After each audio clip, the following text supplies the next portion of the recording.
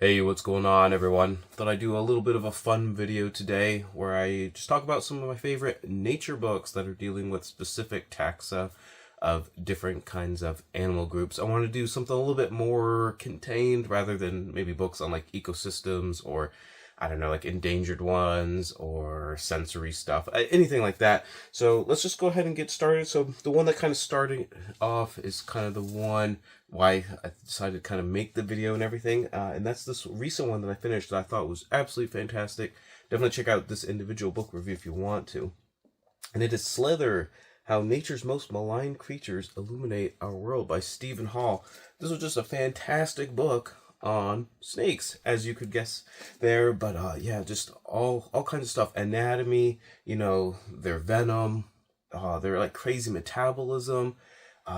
Just the fact that some species of snakes can eat, 1.5 times their body weight in a single meal and just be kind of cool with it for like 9, 10, 11 months and not have to do it again. If you just like kind of extrapolate that to like what that would mean for like a person, like the average person eating, 250 to 300 pounds of like cheeseburger or whatever, like in one meal and then not eating anything for the rest of the year. It's kind of just a crazy concept.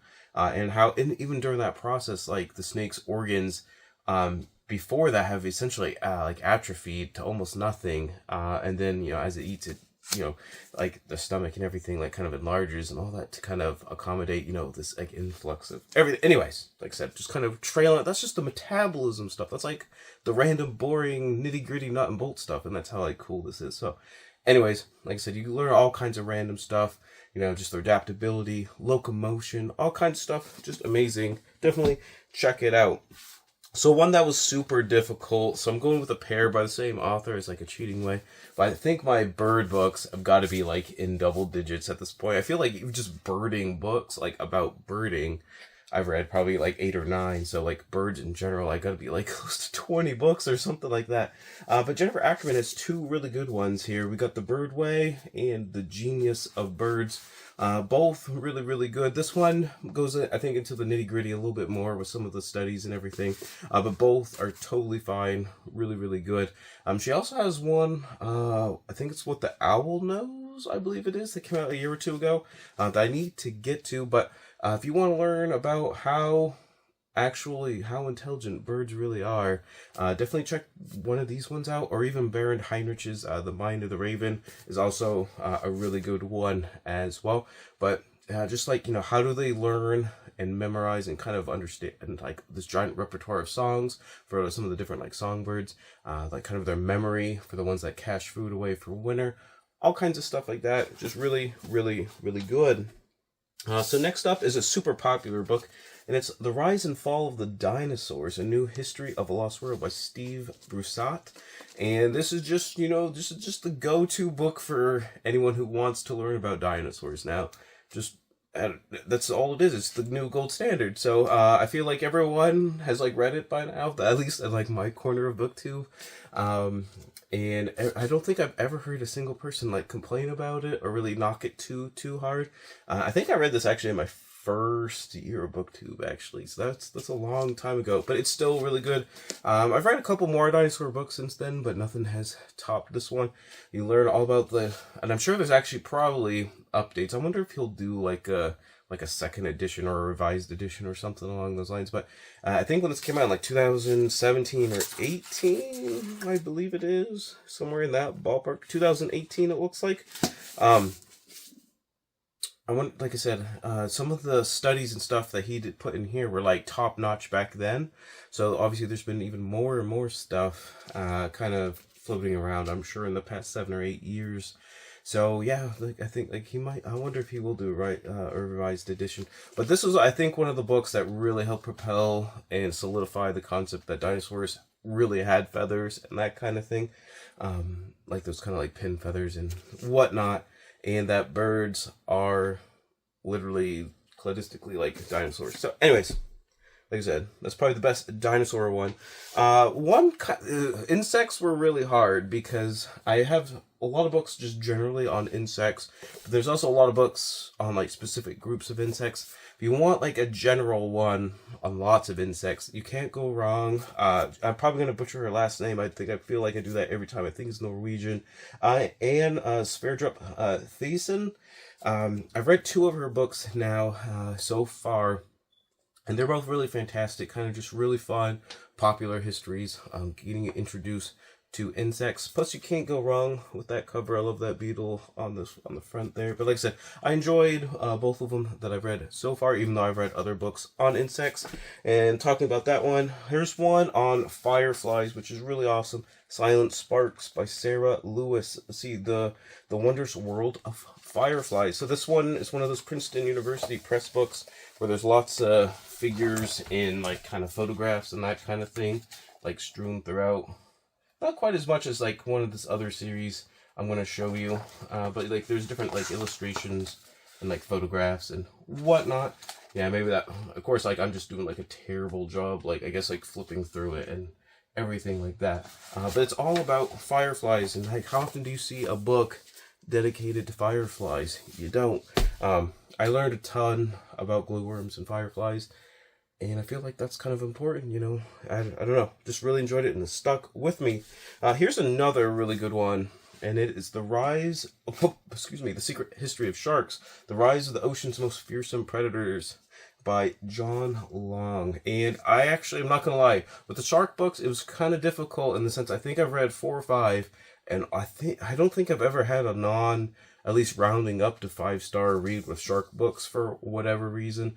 Was Emperor of the Deep, I did enjoy, and Why Sharks Matter was another one that I really, really enjoyed as well. There might be one more that I'm just like kind of forgetting right off the moment, but this is for the entire history of shark evolution over the last like 300 or 400 million years, and how the main kind of concept dealing with this book is how adaptable and survivable they are, dealing with all the different mass extinctions and how they kind of changed over time to kind of accommodate what was kind of going on with the climate and with planet Earth during those events. But yeah, this one's really cool too. There's a lot of like little illustrations showing different stuff, particularly with shark teeth as well.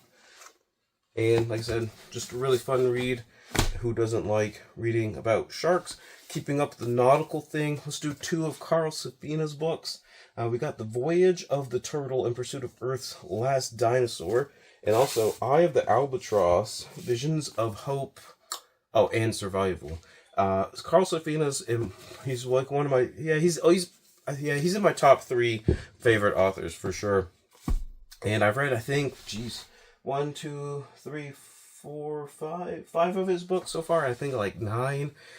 He's definitely one I gotta read like his entire bibliography, but he's actually really cool too because he does a lot of this research, not like marine biology kind of research, but he's also really in tune with like the local fishermen, goes like on their like long haul like boating sessions and stuff, and he helps like kind of draft legislation for things like implementing different kind of hooks and things, so you kind of limit the bycatch. For example, with the sea turtles, right? Design hooks so that they can swallow it and spit it out rather than get hooked and caught on the line, and obviously just kind of like killed as like kind of a byproduct of the fishing industry, but also trying to like, you know, keep it so like fishermen don't lose their jobs, and like I said, just kind of talks and works with them so like everyone can kind of have like a win-win sort of thing going on. And then I guess I lied. The next 2 books we're on the nautical theme. We've got Other Minds, The Octopus, the Sea, and the Deep Origins of Consciousness by Peter Godfrey Smith. He's written a lot of kind of like these natural history biology books that kind of deal sort of with philosophy, especially with consciousness. Metazoa in particular I thought was really good. He does have one that recently came out last year that I need to get to. I can't remember off the top of my head. Maybe I'll put a picture there or not. But Anyways, this is all about his kind of scuba diving adventures and kind of examining, investigating, and observing octopuses in the wild, and then talking about different experiments and different testing and like puzzles and different stuff that octopuses in the laboratory, have been like scientifically recorded, like doing or being able to like comprehend, and all kinds of crazy stuff, and you learn all about how smart they are and how they actually, they might have consciousness that they've evolved kind of on their own like side of things with the mollusks side of things. It sounded so much better in my head. And speaking of mollusks, let's go Spirals in Time by Helen Scales. She's also written like 3 or 4 books that I've read that really good. Brilliant Abyss is fantastic. Kraken was really good. And then I picked up her recent one from last year, What the Future of the Sea Could Be, or something like that. Looked really, really good. And this is all about the mollusks, and especially the ones that create shells. How do they do it? How do they repair it? What does it mean? After they die, like what happens to the shells and all that kind of stuff, and how like over time it's like part of the ecosystem and everything like that. Just really, really fascinating stuff. And like I said, I've enjoyed the 4 books I think I've read of hers so far. Plus, what was it? Around the World in 80 Fish, I believe she was the author of that one. Hopefully, off the top of my head. And then, speaking of the last one here, with the Princeton University Press books, I took out some of the ones that weren't animals, because I got fungi and lichens, and I guess I got spiders and moths over there too. I don't know why I didn't include those. But anyways, we got the Natural Lives series, so a natural history of like beetles, bees, octopuses, that kind of thing. I guess let's just talk about bees for whatever reason. I haven't read this one yet. This is another category. I feel like I've read like double-digit books on bees. Between bees and pollination, I'm easily like double digits on books and stuff. But these books, every spread, I don't think there's ever 2 pages of just text. Every single 2-page spread either has drawings, illustrations, and then tons of photographs. You get like super like up close species profiles. You learn anatomy, ecology, behavior, all kinds of stuff. And obviously you're kind of focusing, I don't know why I kept saying fixing there, focusing on specific animal groups here. So essentially kind of what this video is about in a way as well. I think this year they put out bats, snakes, and frogs, so I need to go get those ones to add to the collection. I think they're at 13 books, and I only have 14 books, maybe 13 or 14. I only have 8, so I gotta like step up my game here and get these ones read so I can go buy some more. So there you have it. There's a bunch of books. I didn't even count, because it started off with like 5, and then I just figured we're gonna keep going. Oh, one I wanted to mention, I was just trying to think of some off the top of my head. One that I really like too is Dan Flores's Coyote America, a supernatural and natural history, I believe it is.